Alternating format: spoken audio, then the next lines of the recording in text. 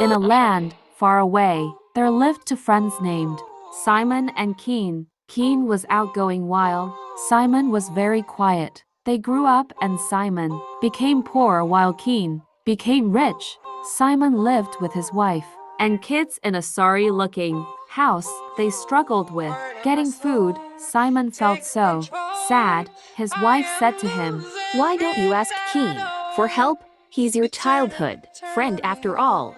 Simon's wife said, "You told me about his favorite dish. I will cook it and then give it to him as a present." Simon thought about his friend and the situation of his family.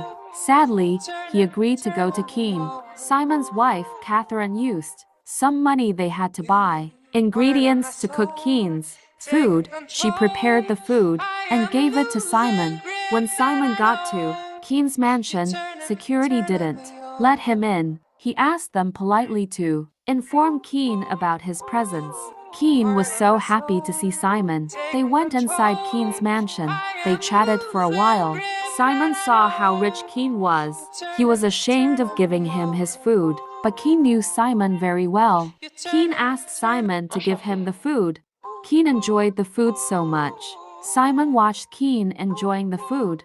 Simon couldn't tell Keane about his problem. After chatting again, Simon left. Simon was shocked when he got home. His wife and kids were dressed in fine clothes. The house was bigger and there were servants. They had a farm as well. Simon wondered where it all came from. He heard a voice from behind saying, "I knew you needed help, Simon, so I'm here to help you." Simon turned around and saw Keane. Simon was emotional and speechless. Simon said to Keane, "How did you know?" As soon as I saw you, I knew there was a problem. Simon saw how happy his family was. Simon looked at Keane. He thought of their friendship. Then he said, "Best friends forever." Oh. Keane nodded his head and said, Forever and ever. "It is important to have true friends.